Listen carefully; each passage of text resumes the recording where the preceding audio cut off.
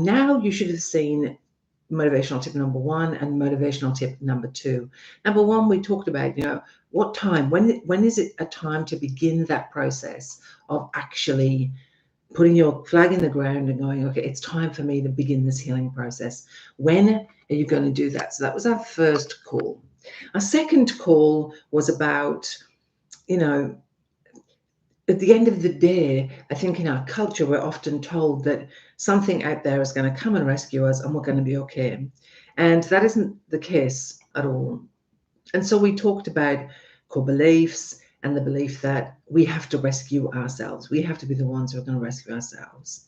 And today, what I want to do is I want to set you up understanding and really having a pathway forward to think about, how do I get from this awful, painful, distressing, upsetting place to a place where I begin my healing journey, where I can begin to get my feet back on solid ground again, where I can start the process of really taking control of and feeling empowered by myself to begin my healing process. When a relationship ends after 20, 30, 40, sometimes longer years than that, it can shake the foundation of our life. It can change the way we see everything. The love doesn't stop when somebody walks out the door and leaves us. It just doesn't stop then. If somebody who you love and care for has gone, the love doesn't just immediately be severed and you're ready to keep moving forward. You have a process of grief. And what I said in the last workshop was, grief is love with nowhere to go. When we love somebody and we ache for somebody, and the familiarity of that person, and the fact that we had a plan about the future together, and that's all gone. When it comes to that, everything is shaken up. And then you add more layers. Maybe you're menopausal or perimenopausal. Maybe you have children. Maybe they're younger children. Maybe they're teenage children. That has a whole set of things in and of itself. Maybe you are going to have to leave your family home. Maybe you were thinking of retiring and now you've got to go back out to the workforce. Maybe you had not worked and you'd been a stay-at-home mum and taken care of your kids your whole relationship, and all of a sudden you have to go out to work. There are so many things that come with this. And then there's the next layer. And the next layer is things like, maybe you had in-laws, a sister-in-law, a mother-in-law, a father-in-law, a brother-in-law who you just adored and had a close connection with, and they are gone. Maybe your friends have started to kind of take sides. It makes life very challenging. So this morning, we're going to talk about how Debbi, how do I begin this process of moving forward? So far, you've had motivational tip number 1, and the post in the group, if I could, I would. Then we had tip number 2, and we had an opportunity to reflect. There's a reflection post. Then I sent out the quiz to you yesterday to give you an idea of, is there some attachment issues that are going on behind the scenes here that might be making this more difficult than it should be? Today, I'm going to give you another quiz in the group. And this quiz is more about, okay, what is your next right step? What is the next right thing for you to do? Because I think when we're in overwhelm, that's what we need, the very next right step. So let's get into today's workshop. Now, just for the ladies who are in the inner circle, when I am finished here, I will be going across to the Facebook group with the inner circle in it. And I will be doing a Facebook Live with you, answering all of your questions. If you are wanting to move to the inner circle, please sign up for that immediately. There is a letting go workbook. There is a self-soothing video series with Kathy Linda. There is also a Q&A with me immediately after this live. So please, please, please, if you are in that group, make sure you go immediately after this to that group. And if you are wanting to get into that group, please organize that as soon as possible. I'm sure Kathy will give you the link to sign up for that. You need to let her know and she'll let you in. All right, let's get on with today's teachings. So as I said, so far we've talked about day 101 day, nobody's coming to rescue you, and the grief you are feeling, the pain you are feeling. Today, we're going to move into what I teach on a regular basis to the women that I work with in my membership. I have a global membership. So there are 3 stages, I believe, that we need to work through to be able to move out of this heartache to a more healing space. So what I teach is awareness, acceptance, action. Now, It's really important that we go through all three stages. People often want to go from awareness to action and start to do things so that the pain will stop. That's not going to work in the longer term at all. We need to do the three stages: awareness, acceptance, and action. This week, I've tried to increase your awareness about the way you think about things, the way you feel about things, the behavior you have, and to help you change your life through the way you think, feel, and behave. Today, I want to dive much deeper into that for you. And I want to continue to raise your awareness, because we can't change what we don't know. And there are things that are just in our blind spot that we can't quite put our finger on. And while they're there, it's really hard to know what is the next right step for me. And when we're in a really traumatic experience, like a relationship ending, we are also a bit foggy headed as well. So it's really important to get the awareness of where we are at in the blind spot and try and manage from that space. So after yesterday, what I'm hoping is you got some answers to some of that. Maybe it's around your attachment style. Maybe it's that you have learned behaviors that you have done your whole life, and those behaviors may be causing you some distress. Maybe what's happening right now is triggering in you something from history that you haven't properly dealt with yet. And so there is a sense of being triggered by what is happening. I encourage you to be really honest with yourself during this workshop. And so I'm going to ask you questions now. And I want you to, if you see something here that I'm saying and you go, that is absolutely a pattern that I have, give me a heck yes, a thumbs up, or a love heart in the comments. You don't have to, but it's helpful for you to be able to see which patterns belong to me. Again, we want to build a roadmap. Right? And the roadmap that we want to build is the roadmap that helps us begin to move forward in more positive ways. So let's look at some of the patterns that you might be experiencing that might be challenging for you right now. The first one, maybe you have a habit of ignoring problems and pretending they don't exist. I had in this kind of thing. Maybe you downplay things, you refuse to acknowledge how really, really severe things are. Like when somebody has an affair, it's like, oh, they were just having a midlife crisis. Oh, they've never done this before. Do you know what I mean? Or maybe you engage in self-deception. Maybe you're in denial about things and you believe falsehoods from other people. You kind of know in your knower that they're lying to you, but you tell yourself, no, that's just probably me. I'm probably just imagining that. Maybe sometimes you feel out of touch with reality. You're kind of like, I'm not really sure if it's true or not. Or maybe you harshly judge the way you think, the words that you say or the actions that you do. And you maybe have a story inside you that says, I'm just not quite good enough. I don't measure up. Maybe you get embarrassed or uncomfortable when people say nice things to you, when people tell you, hey, I love that about you, or you look really beautiful, or wow, you did such a great job there. And you get a bit uncomfortable when you receive recognition or people give you gifts. Maybe you avoid expressing your own needs and desires to other people, and you get uncomfortable with what you want and need. Instead, looking for validation from other people instead of trusting yourself. Remember, you want to know these things if they are things you do. So give yourself a love heart, a yes, Debbi, a heck yes, or a thumbs up if you do these things, because these things are the beginning for you to start going, this is something I have to work on. Maybe you feel an inner compulsion to solve everybody's problems. Maybe you're the sort of person who has a constant stream of people who have a problem in their life and they come to you going, oh, could you help me? Or a recurring set of crises coming through. Do you get involved in that? Are you the person that rescues everybody? Maybe you anticipate and meet other people's needs, but question why other people are not there for you, who don't, when you're in dire straits, they don't come and help you. And maybe you get into relationships with people who are quite dependent on you, people who drink too much, people who gamble too much, people who can't support you in the same way that you support them. All right, maybe you don't have any of those. Maybe this is what goes on for you. Maybe you have beliefs about yourself that not feeling like you're worthy or good enough. Maybe you don't think that you have what it takes to do the things you need to do in your life. Maybe you're scared of making mistakes.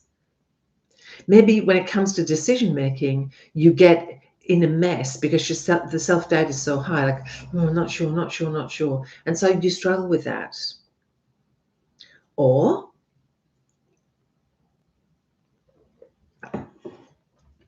Maybe you neglect to assess if a relationship is actually good for you with friends and with partners. Maybe you go, this person really is not that great for me, and yet I'm with them.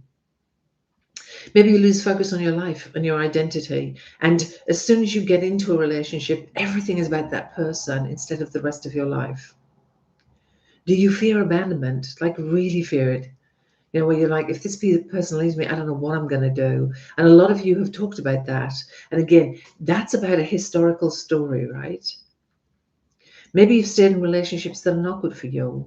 And there's a reason for that. I get a bit pissed off when people say, oh, people stay in relationships that are not good for them, they should just leave. Sometimes it's not as easy as that, especially if you have attachment issues. Maybe you struggle to set boundaries. Maybe you accept really unacceptable behavior. You told yourself at one point, absolutely, under no circumstances whatsoever would I ever accept that. And all of a sudden, you are accepting it. And maybe you gradually over time allow people to say or do things that, are really not okay and quite hurtful. And you stop standing up for yourself. And finally, maybe, just maybe, you don't trust yourself anymore. Maybe you don't trust other people. Maybe you don't trust your emotions or your decisions or anybody around you. And you've got into that space of absolutely going, I don't know if I can trust anybody anymore. When relationships end, it is life-changing. And the longer the relationship, the more life-changing it is. And if we didn't deal with one relationship ending and another came along quickly, we have compounded pain. So when we looked at the attachment styles yesterday, there's a couple that are really important to know. If we are securely attached, it's generally easier for us to move through really difficult things. We have good communication skills. We're quite comfortable with intimacy and connection. We have good boundaries. We manage things well in life because we have a positive thought about ourselves. I am worthy, I'm lovable, I'm good enough. And we have a positive view of other people. They're reliable, they're trustworthy. However, maybe if we are anxious and we're quite preoccupied in our attachment style, which when we were little, we learned that isn't something we chose, that was something that we learned to do as little people. So if we learned to be anxiously and preoccupiedly attached, what happens is we seek high levels of closeness with people. We're very sensitive in relationship dynamics. We might be a bit clingy, we might be a bit anxious, we might have a lot of reassurance seeking going on. And that's because we view ourselves in a negative way, not good enough, not worthy, not lovable enough. And we view other people as amazing and fantastic, and they're up on a pedestal. And therefore, there's a massive power differential in the relationship most of the time. Or maybe when you did your quiz, you found out you were fearful avoidant, also in the attachment, also in the anxious group. And if we're fearfully avoidant, we're actually scared. We're scared to be close. We're scared to pull away. We get to a space where we want closeness and intimacy, but we're frightened that we're going to be wounded. So we move between, can I trust you? Can I not? And we kind of go away, come back, go away, come back in the relationship. And the reason for that is we don't think we're worthy. We're not good enough. We're not worthy enough. We're not lovable enough. But we also think this other person cannot be trusted. Maybe they're going to hurt me. Maybe they're going to abandon me and reject me. And so we have this really challenging situation going on. And of course, then we have avoidant people, and I won't go into that too much, but for people who are truly avoidant, who really feel engulfed in relationships, they feel overwhelmed and like they're being consumed, and they think that they're okay. They think, I am absolutely fine. I'm good when I'm by myself. I trust myself. But you frighten me because I don't know whether I can trust you or not. I don't know what you're going to do. And my biggest fear is you're going to absolutely consume me and take over my life. So those people struggle in relationships because they want one, but they're like, I can't trust you. Now, if you found out your attachment style, you can let me know in the comments what it was. Like I said, I think in the quiz, there's secure, anxious, and avoidant. The anxious is the fearful and preoccupied, and the avoidant is somebody who's more inclined to sort of pull away in relationships. Understand that dynamics in relationships matter. Sometimes we're in a relationship with an avoidant person. Sometimes we're in a relationship with an anxious person, and that can change the dynamic of the relationship depending on our own attachment style. We can change attachment. That's what I teach women every single day, how to change your attachment style, to have that deep connection with yourself. Sometimes in attachment, we're looking at the relationship with ourselves. How do I trust myself, love myself, care about myself? And sometimes it's about the way I am with other people. How do I also manage either my preoccupation with another person and the outsourcing of self-love to somebody else, or where I am afraid to get in a relationship because maybe it's going to hurt me too much. I'm too scared. So thinking about your attachment style is important moving forward. Do you need to do some work on self-love? Do you need to start looking at what is missing for you internally? Do you need to look at yourself in relationship to others, your children and your partner or ex-partner? Do you need to understand that a bit more? It's important. These things are the stepping stones to the healing process. All right. So when change happens, most of the time we don't like it. Human beings really do not like change. We actually like consistency and knowing what's coming up, the predictability of life. But right now you're at a crossroads. It's time for you to make some choices. Am I going to become an active person in my healing? Am I going to orchestrate the healing of my life? Or am I going to struggle some more? Am I going to kind of stay in the washing machine, in the churning of the relationship ending and feeling a bit powerless? And so we have to choose right now, because you have enough awareness right now to be able to go, actually, there is another choice for me. I don't have to do what I've been doing. I can make a different decision. It's really important to understand what doesn't work and what does. So many women will talk to me, oh, Debbie, I do, I'm eating better. I've got daily affirmations going on. I'm meditating. I'm being a bit more socializing. I'm doing things in my life that should actually be helping. And they do on some level, but they're not going to inherently bring about transformational change. They're kind of self-soothing things. They're things that can help you in the moment, but they're not things that are going to move you from A to B. And that's what most of you want to do, right? Is to move from A to B. Genuine change really comes from a deeply ingrained pattern of the way we feel, the way we think, and the way we behave. And we can change those. We have control over those things. And many women will say to me, no, I can't change the way I feel. This is the way I feel. Yes, you can. I am a therapist. Trust me when I tell you, you can. But you have to know how, and you have to practice on a regular basis. If we want to build up our self-worth, if we want to foster authentic self-love, if we want to actually have a better life moving forward than we've had historically, we need to take really deliberate, consistent daily action. And it doesn't have to be some giant thing. It is usually teeny weeny tiny little steps every single day that build to something bigger. So during the workshops, my aim is to raise your awareness around that. To help you understand some of the underlying issues. So what we often think is, my relationship has ended, how do I stop hurting? But from my perspective as a professional therapist, I go, you are in a moment of exquisite joy. This is a moment in your life when you can choose to do something different. This painful moment has come up for you, and it is an opportunity for you to move to a different path, to address self-love, to address what you wanted and you needed that you probably didn't get, to address, do I set boundaries or not? To address things that have been sitting and percolating for you for decades. Now is the opportunity for you to go, actually, I don't want to live the way I've always lived. I want to do something different. And those things are amazing opportunities for you. But when you have this cloud of, but I can't function, I can't eat, I can't sleep, I feel sick in my stomach, I can't cope. When that's going on, we've got to do the first aid to get you through that.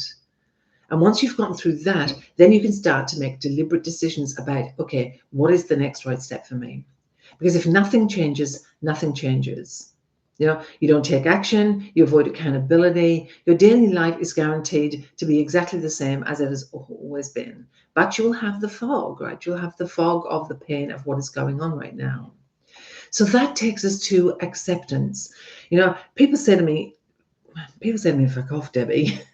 Like, don't tell me to accept it. I can't accept it. It's too painful. Or when people finally are in so much pain, they say, I freaking want to accept it. How do I accept it? So let's talk about acceptance.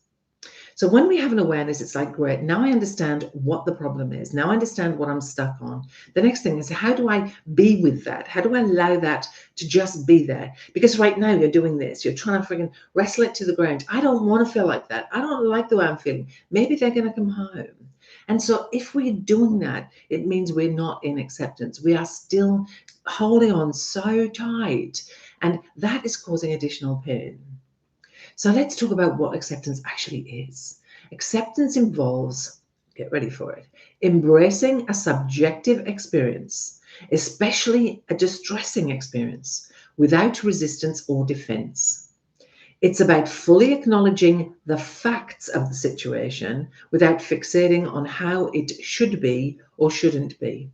In English speak, that means when your partner leaves you, it is really distressing. Moving to a space of going, this is what it is. They have gone. Whether I like it or not, they are gone. And I'm not stuck in the space of saying to myself, this shouldn't be happening. This isn't fair. Why is this happening to me? That is acceptance. Acceptance leads us away from all of the harsh self-judgment. It allows us to break free from the thoughts of guilt or unfairness. It's, staying stuck in our current state and this angry stage of, this is not okay, this is not okay. Staying in that stage is going to actually prolong for you the hurt and the sadness. We don't have to like it. I'm not saying sit back and go, oh, they're gone, it's fine, it doesn't matter. I'm not saying that. I'm saying you can be in as much pain as you are in. This is really painful, they've gone, but they have gone. This is really painful. I don't know how I'm going to go on, but they have gone. Acceptance is going to really make a big difference in your life. So there's some good news and some bad news. Believing there's a quick fix to make the pain go away is completely untrue, and it will keep you stuck. Trying to find something outside of yourself that's a solution is just going to keep you doing the same things over and over again. Every single one of us feels pain, and accepting it sooner can really help us move through it way quicker and handle it a lot better. The trick here is not feeling the pain. The trick here is, how do I sit with this pain? How am I able to be with this pain and cope with the pain? That's what we need to ask ourselves. How can I be with this incredible, upsetting pain and be okay? And this is what I teach women, how to be in, especially in that first few months where it's excruciatingly painful. How do I learn to soothe myself when it feels intolerable? And soothing ourselves is essential. It's not impossible. We have to actually practice. It's like driving a car, learning how to play an instrument, or learning how to use software, which I had to find out this week, unfortunately. It's how to learn to do it. And many of us were not taught to self-soothe. And if you have an attachment style, an anxious attachment style, you look outside yourself for soothing. You're waiting for somebody else to soothe you. And that person may be gone. And so it is really important for you to learn to soothe yourself, to calm yourself, to bring yourself back to you, to remind yourself, I have everything I need inside of here to keep me okay, and to learn the skills to actually soothe yourself and take care of yourself. So if you don't know how, you can learn, I promise you. You have survived every single thing that has ever come your way so far in your life. Otherwise, you wouldn't be here, would you? You survived everything. The bottom line, and this is really important, you came to this workshop because you wanted to move from heartache to healing. You wanted to stop it hurting so bad. Right now, you're sitting in a crossroad where you're going to have to work out, am I going to move forward and keep on trying to work this out, or am I going to get stuck and just blame them? It's their fault this happened. They shouldn't have left me. They shouldn't have had an affair. How could they just walk away and get into a new relationship and just ignore me and not care about me anymore? You can stay there. And you could be there in 3 months or 6 months or 9 months. And there are women who came to this workshop who has been there for years, stuck in this blame game, stuck in this how dare they, and being angry about it. Anger is part of it, but if you stay there too long, you're going to be in trouble. Change requires a willingness to change. It is not glamorous. It's not fun. There's nothing in it that you kind of go, yay, this is so cool. There's nothing in there. But it's an undeniable truth that if we want to change, we have to be willing to do the work. The duration of our pain, the depth of our pain is in our hands. We have the capacity to reduce the time we're in pain and reduce the intensity of pain if we choose to. And and acceptance is the pathway towards that. How do I be with this? How do I just accept that it is what it is? I don't have to like it. And I know women who say to me, oh yeah, Debbie, but what if they come back? Are they back today? Deal with the moment you are in. Are they back today? No. Okay, let's assume that for today, they're not coming back. And then you say, but what if they do? You know what? That's going to keep you stuck because you're not accepting where you are.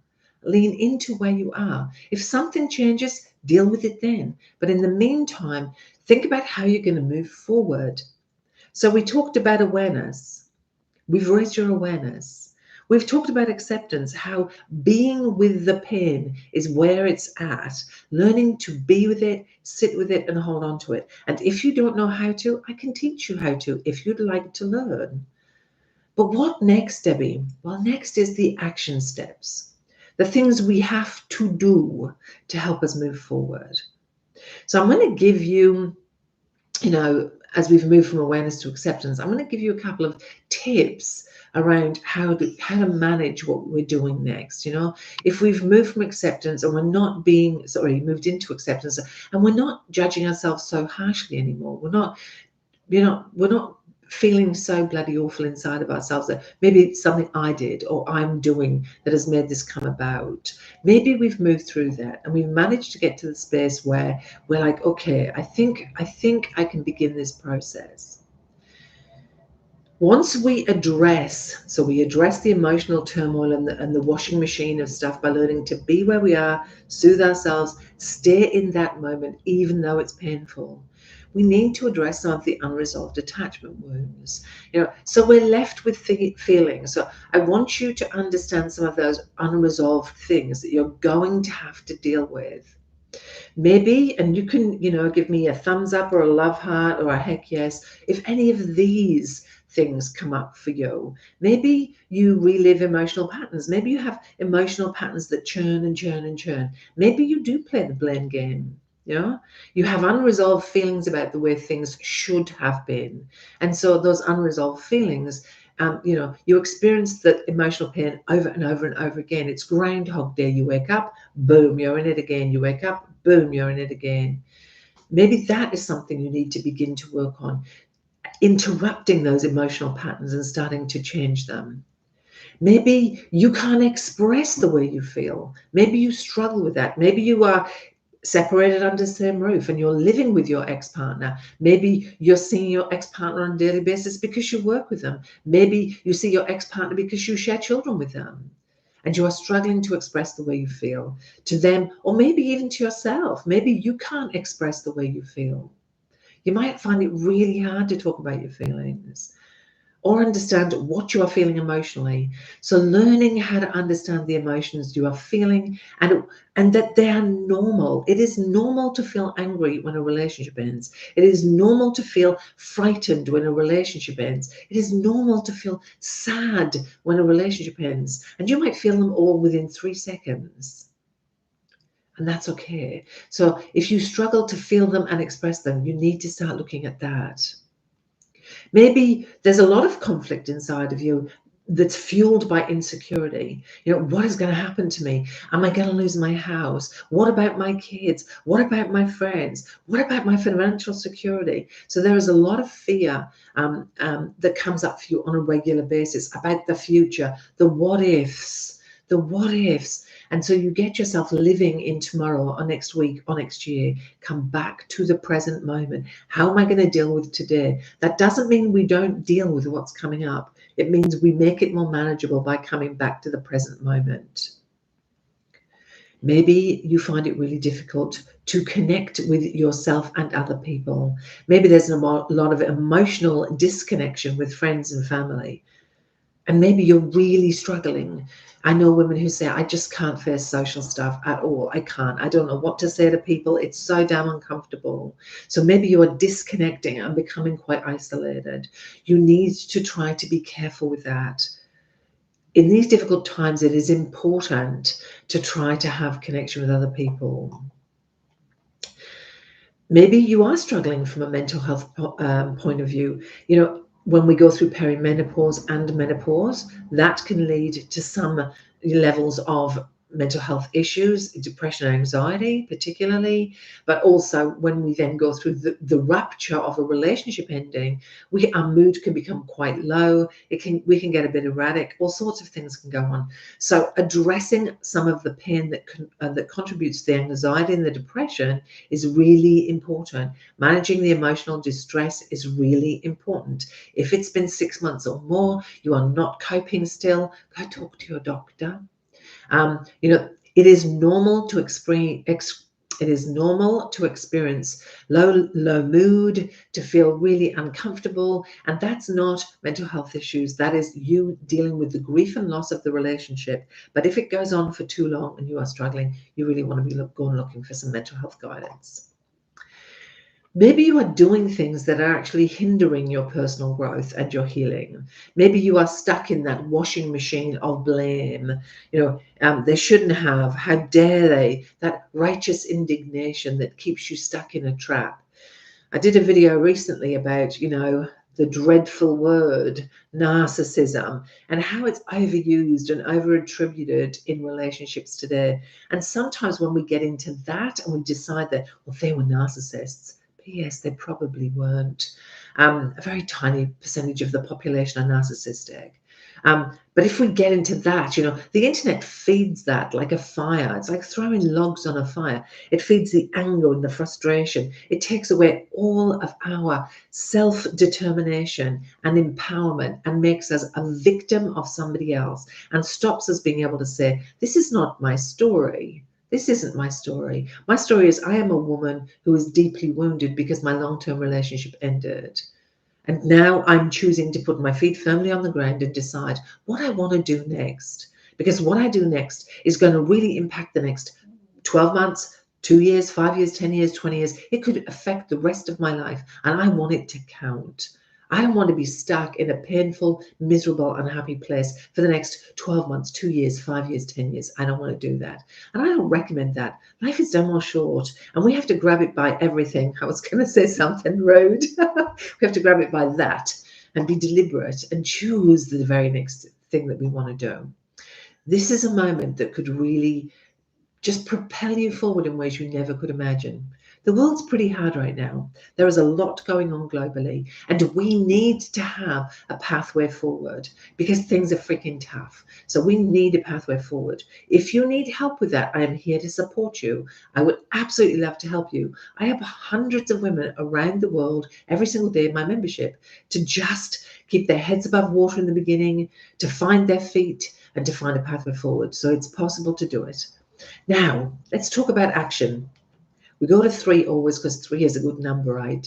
So let's look about, okay, Debbi, all well and good what you're telling me, but how the heck do I decide in any given moment what the hell I'm supposed to do? Because I am foggy, tired, in the swirl of grief, and I'm not clearly thinking. What do I do? What's the action that I take? Well, let's talk about it. So you only have 3 choices, my darling. 3 choices. Isn't that wonderful? Because if we only have 3 choices, that means that's not too complicated. So when something happens in our life, now this might be your partner has left and you're looking at, what do I do with that? It might be that they've been gone for a while and you're separated under the same roof. How do you manage that? It might be they had an affair and you're wondering if you should stay or go. This works for that. It might be that your children have taken sides and you're distressed about it. You can use these three for that. It might be that you're like, I can't even function. This will work for that. This three option action step is going to really help you. So please write it down. Number one, can I change it? Right? That's the first thing. If somebody left you, you cannot change it. Like, you cannot. But maybe you can change the environment. Maybe you can move somewhere. If you're separated on the same roof, maybe you can take a break somewhere. Maybe you can change the situation. Maybe right now you're struggling to cope, and so maybe you go no contact for a little while. Maybe you can change your reaction and say, I'm not talking to that person until I'm calm. So maybe you can change one of those things. Maybe you're going, yeah, but how can I change it? Well, I've given you a couple of options there. Maybe you need to sit down and go, what resources do I need? If I'm separated on the same roof, what resources am I going to need to be able to get out of this situation? Maybe you have to think, when can I do it? When can I make this change? And maybe you have to save some money. Maybe you have to sell some stuff. Maybe you have to wait a little while before you can do it. And of course, when it comes to change, what is the very first next step? Maybe it's having a look online and seeing what's available locally. Maybe it's checking in with friends and seeing if anybody has a spare room at their house. Maybe it's about looking at, maybe I could get a job. So we can change things, right? We can't change that they left. That is something you cannot change. And spending your time and energy on, I just wish they were still here. I just wish they'd come back. I still love them. That is not going to help you. You can't change that. You can change the way you think about that. You can say to yourself, I wish they would come back, but they're not here today. That's something you can change. So what if you can't change it? What if you go, absolutely cannot change it, Debbie? All right, well, can you accept it? Can you accept it? Can you just go, it is what it is? They ran off with somebody else. Can you accept that? I don't have to like it. I don't have to condone it. I'm not letting them off the hook. I'm just saying that's what they did. You don't have to agree with what they've done. It doesn't have to be good or bad. It can just be they ran off with someone. Maybe it's something that you say, right now I can't cope with this. I need to come back to it. When I work with children, I get them to write down their fears or the thing that's really hard, and I get them to write it on a piece of paper, and then they fold it up and they pop it into I've got a little puppet that has a mouth, and they put it inside his mouth and we zip it up. And I said, why don't you leave that here with me for a while? I'll take care of it for you and you can come and get it next week. This is a way of putting down the hurt for a little while. And maybe you could do that and stick it in a drawer in your cupboard and say, you know what, I'll go back to that later. Maybe you can just keep your options open. Telling yourself, in this moment, I'll deal with what's going on. And I'm not closing off anything. I'm just going to deal with what's in front of me. Maybe when the emotion comes like a tsunami and knocks you off your feet and you're sure you're not going to cope at all, you can remind yourself, this is normal. This feeling is so normal. I am so distressed. I'm so overwhelmed. This is so painful that what I'm feeling is really, really normal. And be gentle with yourself and compassionate with yourself because you're struggling and in pain. I teach self-soothing along with Kathy Linda. We teach this to women, how to get yourself into your body when your body is just not coping really well. Maybe you can remind yourself, I don't have to fight it or try and stop it. I can just let it be. Like a wave coming up the ocean, it goes up and it peaks and it comes down again. You can remind yourself that this will pass. And some of you will say, fuck off, Debbie. No, it won't. And I'm going to remind you that it will. It will pass because everything passes. The good, the bad, and everything in between. Look at your life. How many painful experiences have you had and they have ended? How many great things have you had and they have ended? Everything passes. So maybe you can accept it. Maybe you can't do any of those and you have to let it go. And then maybe the question becomes, is it worth it? Is it worth the heartache, the sadness, the pain, the suffering? Is it worth it? And if you don't know, do the 0 to 10. Where do I sit today in is it worth it? Is it worth my suffering, hoping they're going to come back? Maybe I said at a 10 out of 10, I'm so hopeful. It's absolutely worth all the pain and suffering in the world. Or maybe after a week or 2 or 5 or 10 or 20 or 6 months or 12 months, you go, it's actually not worth it. I'm still at a 10 out of 10. It's not worth it. This is so painful. It's unbearable. And then you decide to maybe move to changing or accepting. Asking ourselves, is it something that I can leave or let go of or move on from? And for me, that really is about how much, what sort of a price am I paying to stay stuck? And for me, I have an incredibly low emotional pain threshold. I do not like being in pain. I don't like it. So for me, I'm really happy to sit with the pain, process the pain, move through the pain, and actually get on with my life. I don't want to stay stuck in it, like quicksand dragging me under. All right, I want to now give you some techniques to use. So again, as I said to you, the point of this workshop is to assist you in awareness, acceptance, and action, giving you a taste of some of the things you could do to feel more empowered.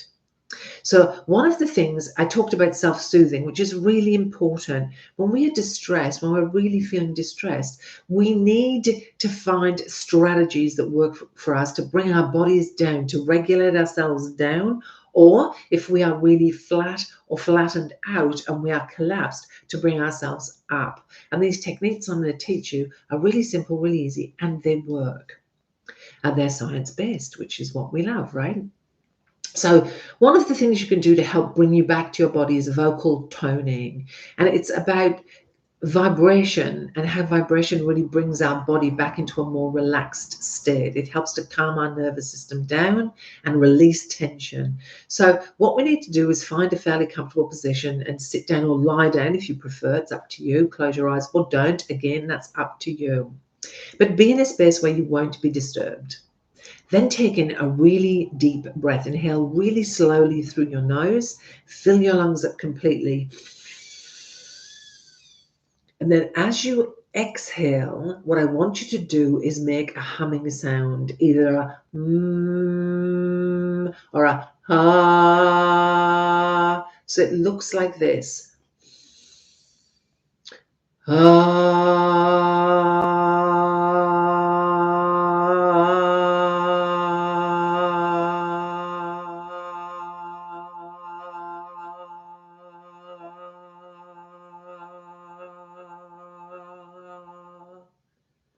And what you can notice when you do that is your chest vibrates, your throat vibrates, and your face. You can also feel the vibration in your face. Doing that for 1 or 2 minutes and doing it quite steadily, like trying to really do that long breath out, is really going to allow you to release some of the built up tension in your body. It is incredibly soothing. It is really good for you. It activates a thing called your vagus nerve, which promotes relaxation. It releases tension. For those of you that get that sort of feeling in your throat that there's something stuck, it can really release the tension of that. And it can shift your focus away from overwhelming thoughts to being in the present moment, because you're feeling it and focusing on it in your body. So that is one of the things that you can do. You can try a breathing technique that is incredibly helpful for regulating you down, especially if you're struggling with sleep or you're feeling quite anxious. It is a 4-7-8 breathing technique. I'll show you the technique. So it's in for 4, hold for 7, and then out for 8. While you're doing that, you need to put your tongue on the skin just above your first 2 front teeth. So it's in for 4, hold for 7, out for 8, whilst keeping that tongue just on the skin above your 2 front teeth. That breathing technique really will calm you down. Only do it 4 times because it's going to make you a bit head spinny if you're a very shallow breather. So just practice doing it whenever you feel really, really distressed.